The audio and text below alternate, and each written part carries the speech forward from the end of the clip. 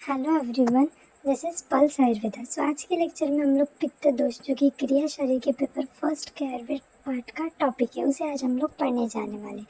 तो बेसिकली जैसे हमने देखा है कि दोष तीन तरह के होते हैं, वात दोष, पित्त दोष और कफ दोष। तो सबसे पहले पित्त दोष। निरुक्ति तप संतापे। पित्त इस शब्द में तप यह मूल धातु है। संताप यह शब्द उष्ण गुण को दर्शाता है। पांचभौतिक संघटन अग्नि पित्तम। पित्त दोष में तेज अग्नि महाभूत का आधिक्य होता है। जैसे कि हम लोग जानते हैं कि कोई भी दोष हो तो हर एक, ये पूरी हमारी सृष्टि, पूरा ब्रह्मांड पांचों भी महाभूत से बना होता है, जो कि हमारे तेज, जल, पृथ्वी, वायु और आकाश। लेकिन जिस भी द्रव्य में उन महाभूत का आधिक्य होगा वह उसके नाम से जाने जाएंगे। जैसे कि पित्त दोष में अग्नि महाभूत का आधिक्य होता है।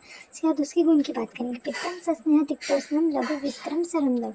इसका मतलब है कि पित्त दोष में यह स्निग्ध, तीक्ष्ण, लघु, उष्ण, विस्त्र, सर, द्रव, यह सारे गुण पाए जाते हैं। इसमें बताया गया है कि विस्त्र मतलब कि जो स्मेल होती है, दुर्गंध स्मेल होती है हमारे शरीर से जो आती है, हमारे मल मूत्र श्वेत से जो आती है, ये पित्त दोष के कारण हमारे शरीर से आती है। जैसे कि अगर आप लोग जब प्रकृति पढ़ेंगे हम लोग आगे इसमें, तो जैसे हम लोग पित्त प्रकृति पढ़ेंगे तो उसमें भी विस्त्र गुण का बताया गया। पित्त का कर्म। पित्तम पक्तस्म दर्शनी श्रुत रुचि प्रभा मेधादि धैर्य शौर्य तनु मार्दवम।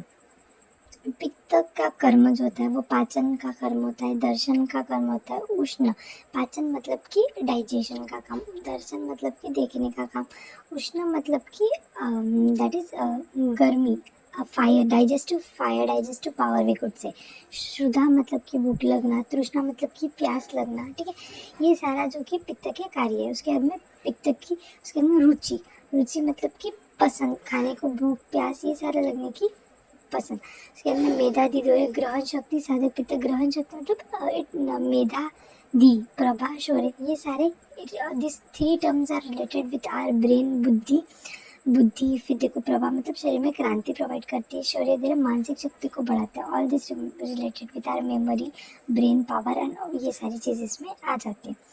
उसके बाद में हम लोग नेक्स्ट बात करेंगे कि पित्त दोष के स्थान की। नाभिरामाशय स्वेदो लसिका रुधिरम रसा दृक्स्पर्शनम च पित्तस्य नाभिरतः विशेषतः। पित्त दोष यह नाभि, ग्रहणी, आमाशय, स्वेद, लसिका, रस, रक्त, द्वक चक्षु या फिर नेत्र, स्पर्श यहाँ पर हमारे शरीर में स्थित होता है। लेकिन इसका विशेष स्थान यहाँ पे बताया गया पित्तस्थ नाभिरतः विशेषतः, मतलब पित्त का विशेष स्थान नाभि बताई गई। उसके बाद में ये श्लोक सारे आपको लर्न करने इम्पॉर्टेंट है। दो लाइन के श्लोक के सारे लर्न कर लो, पेपर में बहुत अच्छे मार्क्स मिलेंगे। उसके बाद में पित्त दोष के प्रकार की बात करेंगे। पाचक पित्त, रंजक पित्त, साधक पित्त, आलोचक पित्त और भ्राजक पित्त। पित्त के 5 प्रकार होते हैं। ठीक है, सबसे पहले हम लोग हर एक प्रकार को इसको इन डिटेल पढ़ेंगे और हर एक प्रकार के दो लाइन के श्लोक है, बस वही याद करना। पेपर में इतना लिख के आएगी हम लोग तो मोर देन सफिशिएंट मार्क्स मिल जाएंगे अगर श्लोक लिखे हो तो।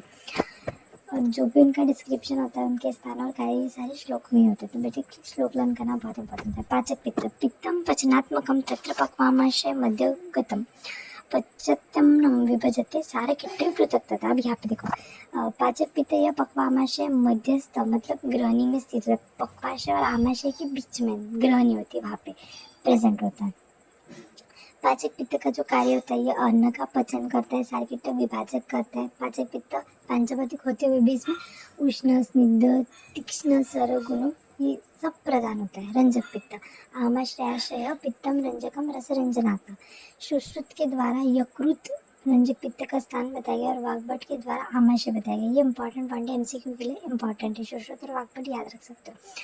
रस धातु को रंग प्राप्त करने के लिए रक्त की निर्मिति प्राप्त करना, यह कार्य रंजक पित्त द्वारा करता है। ठीक है,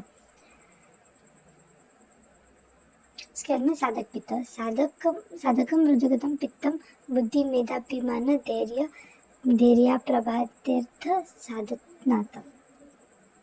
यह हृदय के पास स्थित होता है। साधक पित्त यह बुद्धि मेधा अभिमान यह गुण निर्माण करता है, इसीलिए यह बुद्धि मेधा अभिमान आदि गुणों से युक्त होता है। रोचक पित्त की बात करेंगे। दृष्टस्य रूपादालोचनादकम। स्थान नेत्रों के पास स्थित होता है। कर्म, इसकी वजह से विविध रंग, आकार और पदार्थों का ज्ञान प्राप्त होता है। आचार्य भील के अनुसार पित्त के 2 प्रकार होते हैं, चक्षुष वैशेषिक बुद्धिस्ट विशेषण, ये दोनों प्रकार एमसीक्यू के पॉइंट ऑफ व्यू से इम्पॉर्टेंट है, इन पे एमसीक्यू आते हैं। सो इन्हें याद करना इम्पॉर्टेंट है। और जो भी श्लोक दिए गए हैं पित्त के प्रकार के, एक एक लाइन के, दो दो लाइन के, बस याद कर लेना। उसके बाद में ब्राजक पित्त, त्वकस्थ ब्राजक ब्राजनाथ त्वचा। ब्राजक पित्त यह त्वचा की जगह पर स्थित है, इसके कार्य ब्राजन में त्वचा को वर्ण या कांति प्रदान करने का होता है। जैसे कि जब हम लोग टॉपिक पढ़ेंगे प्रकृति जब भी, तो उसमें जो भी पित्त दोष पूरा है, वात दोष पूरा है, कफ दोष पूरा है, तो जो पूरे दोष इनके जो भी गुण कर्म ये सब उसमें इंक्लूड होता है। तो वो टॉपिक बहुत अच्छा और बहुत इंपॉर्टेंट भी, तो उसी में ही बताया गया यहाँ पे ब्राजक पित्त मतलब त्वचा का क्रांति करना। इस टॉपिक से रिलेटेड आपको कोई भी क्वेश्चन हो, डाउट आप कमेंट सेक्शन में कर सकते हो, मैं पूरा ट्राई करूँगी रिप्लाई करने का। और सबसे इम्पोर्टेंट है कि जो भी श्लोक के पीपीटी में दे के याद करना, इससे एग्जाम में अच्छे मार्क्स स्कोर करने में हेल्प होगी। So thank you.